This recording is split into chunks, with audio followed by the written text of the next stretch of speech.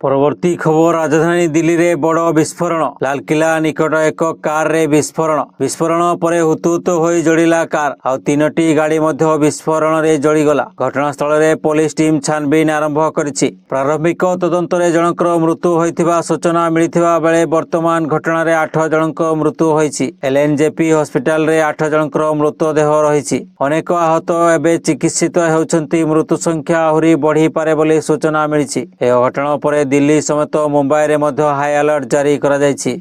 परवर्ती खबर दिल्ली विस्फोरण पर हाई अलर्ट रे पुरी। हाई अलर्ट नहीं पुरी एसपी सूचना देइछन्ति। बेलाभूमि समुद्रकूल एवं बड़दाण्ड सह श्रीमंदिर चतुर्पार्श्व रेलवे स्टेशन बस स्टैंड रे हाई अलर्ट जारी करा जायछि। पेट्रोलिंग वृद्धि सह समस्त आईआईसी को सतर्क करबाको निर्देश दिया जायछि। गतकाली लालकिला मेट्रो स्टेशन निकट रे एक कार विस्फोरण जोगु व्यापक आतंक सृष्टि होइछि। ए घटना रे 8 जनकर मृत्यु होइथिबा सूचना मिलिछि। दिल्ली पुलिस समेत अनेक तदंतकारी संस्था घटनास्थल रे पहुंची।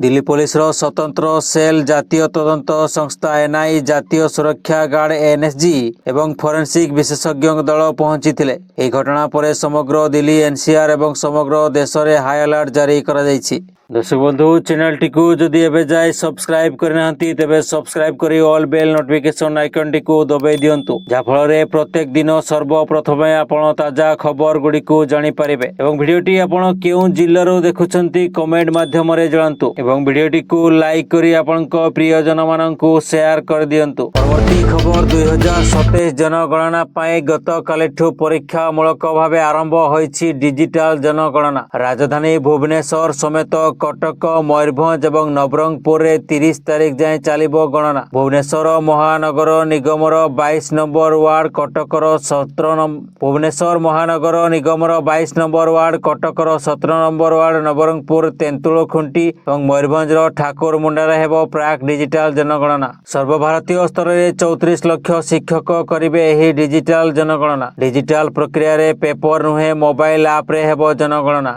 जिला जनगणना तथ्य समन्वित पुस्तक रे रहिबो ग्राम्य, सहर, जिला समस्त भित्तिभूमि एवं नगरीय सुविधा। विस्तृत जनगणना संबंधी सामाजिक अर्थनैतिक सूचना मध्य एथिरे रहिबो। परवर्ती खबर बड़ धरणर आतंकी आक्रमण योजना को विफल करिबारे सक्षम होइछि जम्मू काश्मीर पुलिस। हरियाणा फरीदाबाद जिल्लार एक मेडिकल कॉलेज रु 2टी AK-47 राइफल एवं 350 किलोग्राम रो अधिक विस्फोरक जबत करा जायछि। पूर्वर गिरफ होइथिबा जणे डाक्तरक सूचना आधार रे जम्मू काश्मीर पुलिस फरीदाबाद रु विपुल परिमाणर विस्फोरक जबत करिछि। यह पूर्वर जम्मू अनंतनाग रो सरकारी मेडिकल कॉलेज डाक्तर आदिल को लकरु गोटे AK-47 राइफल जबत करा जायतिला। आदिल को गिरफ्तारी परे आउ जणे डाक्तरक मध्य अटक रखा जायछि। ए दुई जनकर सहायता रे जैसे मोहम्मद आतंकी संगठन देश रे बड़ धरणर आतंकी हमला करबाको योजना करिथिला बोली कुहा जाउछि।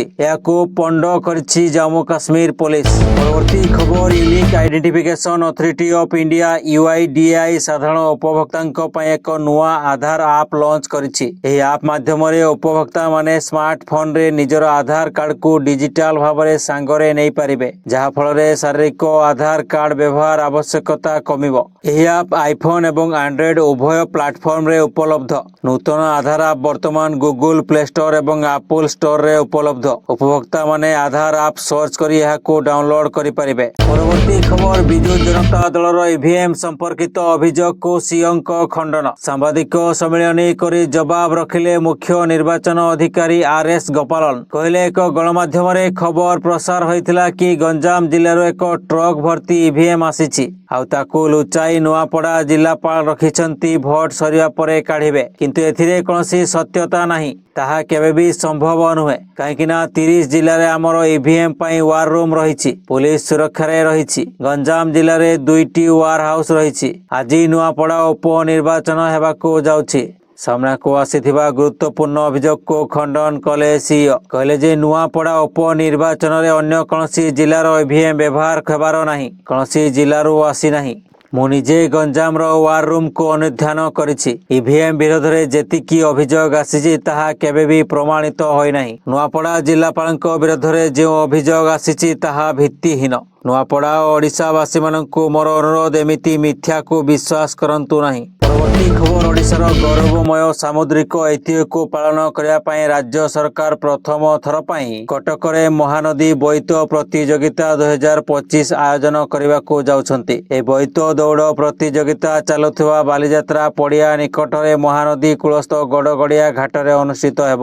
2 ଦିନ ବ୍ୟାପୀ ଏହି କାର୍ଯ୍ୟକ୍ରମ ଆଜିଠାରୁ ଆରମ୍ଭ ହେବ। ଏଥିରେ ଓଡ଼ିଶା ସମେତ 10ଟି ରାଜ୍ୟର ପୁରୁଷ ଓ ମହିଳା ଦଳ ଅଂଶଗ୍ରହଣ କରିବେ। ପ୍ରତିଯୋଗିତାର ମୁଖ୍ୟ ଆକର୍ଷଣ ହେଉଛି ଫ୍ଲାଏ ବୋଟ୍ ରେସ୍। ଆଜି ଦିନ 11:45ରେ ଉପମୁଖ୍ୟମନ୍ତ୍ରୀ ପ୍ରଭାତୀ ପରିଡ଼ା ଏହି ପ୍ରତିଯୋଗିତାକୁ ଉଦ୍ଘାଟନ କରିବେ। ଦ୍ୱିତୀୟ ଦିନରେ ଦୌଡ଼ ସକାଳ 8ଟାରୁ ଆରମ୍ଭ ହୋଇ ଅପରାହ୍ନ 4ଟାରେ ଶେଷ ହେବ। ଉଦ୍ଯାପନୀ ଉତ୍ସବରେ ରାଜ୍ୟପାଳ ହରିବାବୁ କୁମ୍ଭମପାଟି ଯୋଗଦେଇ ଗଣକବି ବୈଷ୍ଣବ ପାଣି ମଞ୍ଚରେ ବିଜେତାମାନଙ୍କୁ ପୁରସ୍କୃତ କରିବେ। ପରବର୍ତ୍ତୀ ଖବର ମହାରାଷ୍ଟ୍ର ମୁଖ୍ୟମନ୍ତ୍ରୀ ଦେବେନ୍ଦ୍ର ଫଡନବିସଙ୍କ ପତ୍ନୀ ବ୍ୟାଙ୍କର ସମାଜସେବୀ ଅମୃତା ଫଡନବିସ ଗଣେଶ ଚତୁର୍ଥୀ ଶେଷ ହେବା ପରେ ଜୁହୁ ବିଚ୍ ସଫେଇ କାର୍ଯ୍ୟକ୍ରମରେ ଅଂଶଗ୍ରହଣ କରିଥିଲେ। ଏହି କାର୍ଯ୍ୟକ୍ରମରେ ବଲିଉଡ୍ ଅଭିନେତା ଅକ୍ଷୟ କୁମାର ମଧ୍ୟ ଯୋଗ ଦେଇଥିଲେ। ସୋସିଆଲ ମିଡିଆରେ ଅଭିଯାନକୁ ପ୍ରଶଂସା କରିଥିଲେ ମଧ୍ୟ ଅନେକ ଉପଭୋକ୍ତା ଅମୃତାଙ୍କ ପିନ୍ଧିଥିବା ଆଥଲେଜର ୱେୟାରକୁ ଟାର୍ଗେଟ କରିଥିଲେ ଏବଂ ତାହାକୁ ଏକ ସାର୍ବଜନୀନ କାର୍ଯ୍ୟକ୍ରମ ପାଇଁ ଅନୁପଯୁକ୍ତ ବୋଲି କହି ତାଙ୍କୁ ଟ୍ରୋଲ କରିଥିଲେ। ତେବେ ନିକଟରେ ଏକ ସାକ୍ଷାତକାରରେ ଅମୃତା ଫଡନବିସ ଏହି ଟ୍ରୋଲିଂ ଉପରେ ପ୍ରତିକ୍ରିୟା ପ୍ରକାଶ କରିଛନ୍ତି। ସେ କହିଛନ୍ତି, ମୋତେ ସେତେବେଳେ ଦୁଃଖ ଲାଗିଲା, କିନ୍ତୁ ଶେଷରେ ଏହା ହେଉଛି ଶିଖିବାର ଓ ଆଗକୁ ବଢ଼ିବାର କଥା। ଅମୃତା କହିଛନ୍ତି ଯେ ତାଙ୍କ ପୋଷାକକୁ ନେଇ ବିବାଦ ହେବା ଦ୍ୱାରା ଲୋକଙ୍କ ଧ୍ୟାନ ମୁଖ୍ୟ ପ୍ରସଙ୍ଗ ସ୍ୱଚ୍ଛତାରୁ ହଟିଯାଇଥିବାରୁ ସେ ବହୁତ ଦୁଃଖିତ। ପରବର୍ତ୍ତୀ ଖବର ଭେଣ୍ଟିଲେଟରରୁ ବାହାରକୁ ଆସିଲେ ବଲିଉଡର ଜଣାଶୁଣା ସଙ୍ଗୀତ ନିର୍ଦ୍ଦେଶକ ତଥା ଗାୟକ ଅଭିଜିତ ମଜୁମଦାର। ବର୍ତ୍ତମାନ ସମୟରେ ତାଙ୍କୁ ମେଡିସିନ ୱାର୍ଡକୁ ସ୍ଥାନାନ୍ତରିତ କରାଯାଇଛି। ଏମ୍ସ ପକ୍ଷରୁ ଦିଆଯାଇଥିବା ତଥ୍ୟ ଅନୁଯାୟୀ ତାଙ୍କର ଭାଇଟାଲ ସ୍ଥିର ରହିଛି। ତାଙ୍କୁ ଭେଣ୍ଟିଲେଟର ସପୋର୍ଟରୁ ବାହାର କରାଯାଇଛି। ଅନେକ ଦିନରୁ ଲିଭର ଜନିତ ରୋଗରେ ପୀଡ଼ିତ ହୋଇ ଚିକିତ୍ସିତ ହୋଇ ଆସୁଛନ୍ତି ଅଭିଜିତ। ପରବର୍ତ୍ତୀ ଖବର ପୁଣି ଥରେ ଟାରିଫର ଲାଭ ବଖାଣିଲେ ଡୋନାଲ୍ଡ ଟ୍ରମ୍ପ। ସୋସିଆଲ ମିଡିଆ ପୋଷ୍ଟରେ ସେ କହିଛନ୍ତି ଯେ ତାଙ୍କ ନେତୃତ୍ୱରେ ଆମେରିକା କ୍ରମାଗତ ଭାବେ ଆଗକୁ ବଢୁଛି ଏବଂ ଟାରିଫର ସମାଲୋଚନା କରୁଥିବା ଲୋକଙ୍କୁ ମୂର୍ଖ ବୋଲି କହିଛନ୍ତି। ଏହା ସହିତ ସେ ଟାରିଫ ରାଜସ୍ୱରୁ ପ୍ରାୟ ପ୍ରତ୍ୟେକ ଆମେରିକୀୟଙ୍କୁ $2,000 ଲାଭାଂଶ ଭାବରେ ଦେବାକୁ ପ୍ରତିଶ୍ରୁତି ମଧ୍ୟ ଦେଇଛନ୍ତି। ତେବେ ସେ ଏହା ସ୍ପଷ୍ଟ କରିନାହାନ୍ତି ଯେ ଏହି ପେମେଣ୍ଟ କିପରି ଏବଂ କେବେ ଦେବେ। ଆମେରିକାର ସୁପ୍ରିମକୋର୍ଟରେ ଗତ କିଛି ଦିନ ତଳେ ରାଷ୍ଟ୍ରପତି ଡୋନାଲ୍ଡ ଟ୍ରମ୍ପଙ୍କ ଟାରିଫ ନୀତିକୁ ନେଇ ବହୁତ ବାଦ ବିବାଦ ହୋଇଥିଲା। ପରବର୍ତ୍ତୀ ଖବର ହରିୟାଣାର ଫରିଦାବାଦରେ ଆତଙ୍କୀଙ୍କ ବଡ଼ ଯୋଜନାକୁ ଭଣ୍ଡୁର କରିବାରେ ସଫଳ ହୋଇଛି ପୁଲିସ। ପୁଲିସ ଏହି ଘଟଣାରେ 2ଟି AK-47 ସହ 350 କେଜି ବିସ୍ଫୋରକ ଜବତ କରିଛି। ହେଲେ ଗୁରୁତ୍ୱପୂର୍ଣ୍ଣ କଥା ହେଲା ଏହି ଘଟଣାରେ ଜଣେ ମୁସଲିମ ଡାକ୍ତରଙ୍କୁ ଗିରଫ କରିଛି ଜାମ୍ମୁ କାଶ୍ମୀର ପୁଲିସ। ଯାହାକୁ ନେଇ ଏବେ ବିଜେପି ସାଂସଦ ଗିରିରାଜ ସିଂ ଦେଇଛନ୍ତି ବଡ଼ ବୟାନ। ଧରା ପଡୁଥିବା ଏହି ସବୁ ଆତଙ୍କୀ ସବୁବେଳେ କାହିଁକି ମୁସଲିମ ଧର୍ମର? କାହିଁକି ରାହୁଲ ଗାନ୍ଧୀ, ଲାଲୁ ଯାଦବ ଆଉ ଅଖିଳେଶ ଯାଦବଙ୍କ ଭଳି ନେତା ଏହି ପ୍ରସଙ୍ଗରେ ମୁହଁ ଖୋଲୁନାହାନ୍ତି ବୋଲି ପ୍ରଶ୍ନ କରିଛନ୍ତି ଗିରିରାଜ ସିଂ। ଖାଲି ସେତିକି ନୁହେଁ, ଆତଙ୍କବାଦୀମାନଙ୍କୁ ଗୋଟିଏ ଧର୍ମ ସହ ଯୋଡ଼ି ଏହି ବିଜେପି ନେତା ବୟାନ ଦେବା ପରେ ଏହାକୁ ନେଇ ସରଗରମ ହୋଇଛି ରାଜନୀତି। ଗିରିରାଜ ଆତଙ୍କବାଦୀଙ୍କୁ ମୁସଲିମ ଧର୍ମ ସହ ଯୋଡ଼ିବା ପରେ ପିଡିପି ମୁଖ୍ୟ ମେହବୁବା ମୁଫ୍ତି ଏହି ଘଟଣାରେ ବିଜେପି ସାଂସଦଙ୍କୁ ଘେରିଛନ୍ତି। ଗାନ୍ଧିଜୀଙ୍କୁ କିଏ ମାରିଲା, ଇନ୍ଦିରା ଗାନ୍ଧୀଙ୍କୁ କିଏ ମାରିଲା ଆଉ ରାଜୀବ ଗାନ୍ଧୀଙ୍କୁ କିଏ ମାରିଲା ବୋଲି ପ୍ରଶ୍ନ କରିଛନ୍ତି ମେହବୁବା ମୁଫ୍ତି। ଏସବୁ ପ୍ରଶ୍ନର ଉତ୍ତର ଗିରିରାଜ ରଖିବା ଉଚିତ ବୋଲି ଉତ୍ତର ରଖିଛନ୍ତି ମେହବୁବା ମୁଫ୍ତି। ତେବେ ଏହି ଘଟଣାକୁ ନେଇ ଏବେ ରାଜନୀତି ସରଗରମ ହେବା ସହିତ ମୁହାଁମୁହିଁ ହୋଇଛନ୍ତି ଏହି ଦୁଇ ନେତା। ପରବର୍ତ୍ତୀ ଖବର ପିଏମ କିଷାନ ଯୋଜନାର 21ତମ କିସ୍ତି ପାଇଁ ଚାଷୀ ଭାଇମାନେ ଅପେକ୍ଷା କରି ରହିଛନ୍ତି। କୁହାଯାଉଥିଲା କି ନଭେମ୍ବର ପ୍ରଥମ ସପ୍ତାହରେ ପିଏମ କିଷାନ 2000 ଟଙ୍କା ଆସିବ, କିନ୍ତୁ ଏପର୍ଯ୍ୟନ୍ତ ପିଏମ କିଷାନର କୌଣସି ଟଙ୍କା ଆସିନାହିଁ ଏବଂ ସରକାରଙ୍କ ମଧ୍ୟରୁ ମଧ୍ୟ କୌଣସି ତାରିଖ ଘୋଷଣା ପର୍ଯ୍ୟନ୍ତ କରାଯାଇ ନାହିଁ। ତେବେ ଆଶା କରାଯାଉଛି କି ନଭେମ୍ବର ମାସରେ ହିଁ ପିଏମ କିଷାନ ଟଙ୍କା ଆସିପାରେ। ପରବର୍ତ୍ତୀ ଖବର ଖରାପ ପାଣିପାଗ କାରଣରୁ ସ୍ଥଗିତ ହେଲା ନାସାର ମିଶନ ମଙ୍ଗଳ। କେବେ ହେବ ପରବର୍ତ୍ତୀ ଉତ୍କ୍ଷେପଣ କରାଯାଇ ନାହିଁ ସ୍ପଷ୍ଟ। ବ୍ଲୁ ଅରିଜିନ ପକ୍ଷରୁ ରବିବାର ବିଳମ୍ବିତ ରାତିରେ ଏହି ସୂଚନା ଦିଆଯାଇଛି। ମଙ୍ଗଳ ଗ୍ରହକୁ ଯାତ୍ରାର ପ୍ରଥମ ପଦକ୍ଷେପରେ ନାସାର 2 ମହାକାଶ ଯାନ ପଠାଇବାକୁ ସ୍ଥିର କରାଯାଇଥିଲା। ଭାରୀ ଉଠାଣ ଯାନଟି ଆମେରିକୀୟ ସମୟ 2:45ରେ ଫ୍ଲୋରିଡାର କେପ୍ କାନାଭେରାଲ ସ୍ପେସ୍ ଫୋର୍ସ ଷ୍ଟେସନରୁ ଉଡ଼ାଣ ଭରିବାର ଥିଲା, କିନ୍ତୁ ଖରାପ ପାଗ ଯୋଗୁଁ 2 ଘଣ୍ଟାରୁ କମ୍ ଲଞ୍ଚ ୱିଣ୍ଡୋ ମଧ୍ୟରେ ଏକାଧିକ ହୋଲ୍ଡ ଜାରି କରାଯାଇଥିଲା। ଶେଷରେ ବ୍ଲୁ ଅରିଜିନ ପ୍ରାୟ 4:13ରେ ଉତ୍କ୍ଷେପଣ ବାତିଲ କରାଯାଇଥିବା ଘୋଷଣା କରାଯାଇଥିଲା। ଖୁବ୍ ଶୀଘ୍ର ମିଶନକୁ ସଫଳତାର ସହ ସମ୍ପାଦନ କରାଯିବ ବୋଲି କୁହାଯାଉଛି। ପରବର୍ତ୍ତୀ ଖବର ବିହାରରେ ଆଜି ପଡ଼ିବ ଶେଷ ପର୍ଯ୍ୟାୟ ଭୋଟ। 100ରୁ ଅଧିକ ଆସନରେ 18% ଦଳିତ ଭୋଟରଙ୍କ ଭୋଟ ନିର୍ଣ୍ଣାୟକ ହୋଇପାରେ। କୁହାଯାଉଛି ବିଜୟର ଚାବି ଏବେ ଦଳିତ ସମ୍ପ୍ରଦାୟଙ୍କ ହାତରେ। ରାଜନୈତିକ ବିଶ୍ଳେଷକଙ୍କ ମତରେ ରାଜ୍ୟର ମୋଟ ଭୋଟରଙ୍କ ମଧ୍ୟରୁ ପ୍ରାୟ 18% ଦଳିତ ସମ୍ପ୍ରଦାୟର, ଯାହା ଶାସକ ଏବଂ ବିରୋଧୀ ଉଭୟଙ୍କର ଭାଗ୍ୟ ନିର୍ଦ୍ଧାରଣ କରିବ। ଏହି ପର୍ଯ୍ୟାୟରେ 100ରୁ ଅଧିକ ଆସନରେ ଦଳିତମାନଙ୍କର ପ୍ରତ୍ୟକ୍ଷ ପ୍ରଭାବ ରହିଛି। ସେମାନଙ୍କର ସମର୍ଥନ ହିଁ ରାଜନୈତିକ ଦଳ ପାଇଁ ରାଜ୍ୟରେ କିଏ ମୁକୁଟ ପିନ୍ଧିବ ତାହା ନିର୍ଣ୍ଣୟ କରିବ।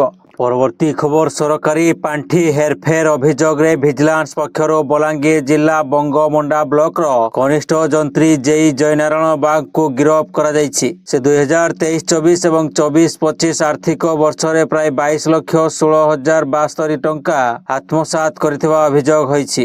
ଜୟନାରାୟଣ ବଙ୍ଗମୁଣ୍ଡା ବ୍ଲକ ଅନ୍ତର୍ଗତ ବେଲପଡ଼ା ଜିପି ଅଞ୍ଚଳରେ ପୋଖରୀ ଟାଙ୍କି ପୁନରୁଦ୍ଧାର କାର୍ଯ୍ୟରେ ମିଥ୍ୟା ମଷ୍ଟରଲ ପ୍ରସ୍ତୁତ କରି ଅତିରିକ୍ତ ମାପ ରେକର୍ଡ କରି ଏବଂ କାର୍ଯ୍ୟ ନକରି ସରକାରୀ ଅର୍ଥର ହେରଫେର କରିଛନ୍ତି। ଭିଜିଲାନ୍ସର ତଦନ୍ତରୁ ଜଣାପଡ଼ିଛି ଯେ ମୋଟ 5ଟି ପୋଖରୀ ମଧ୍ୟରୁ ଗୋଟିଏ ପୋଖରୀ 2023-24ରେ ପୁନରୁଦ୍ଧାର ହୋଇଥିବା ଦର୍ଶାଇଥିଲେ ମଧ୍ୟ ସେହି ପୋଖରୀଟି ବାସ୍ତବରେ ଅସ୍ତିତ୍ୱରେ ନାହିଁ। ପରବର୍ତ୍ତୀ ଖବର କଂଗ୍ରେସ ନେତା ରାହୁଲ ଗାନ୍ଧୀ ମଧ୍ୟପ୍ରଦେଶର ପଚମାଢ଼ିରେ ଏକ କଂଗ୍ରେସ ତାଲିମ ଶିବିରରେ 2 ମିନିଟ୍ ବିଳମ୍ବରେ ପହଞ୍ଚିଥିଲେ। ଏହି ବିଳମ୍ବ ପାଇଁ ତାଙ୍କୁ ଦଣ୍ଡ ଦିଆଯାଇଥିଲା। ସେ ଦଣ୍ଡ ଗ୍ରହଣ କରିଥିଲେ। ଜଣେ ଦଳୀୟ କର୍ମୀଙ୍କ ଅନୁଯାୟୀ ସେ 10ଟି ପୁଷଅପ୍ ଦଣ୍ଡ ପୂରଣ କରିଥିଲେ। ସଂଗଠନ ସୃଷ୍ଟି ଅଭିଯାନ ଏସ୍ଏସ୍ଏ ଅଧୀନରେ ଶିବିରରେ ବିଳମ୍ବରେ ପହଞ୍ଚିବା ପାଇଁ ରାହୁଲ ଗାନ୍ଧୀ 10ଟି ପୁଷଅପ୍ ଦଣ୍ଡ ପାଳନ କରିଥିଲେ।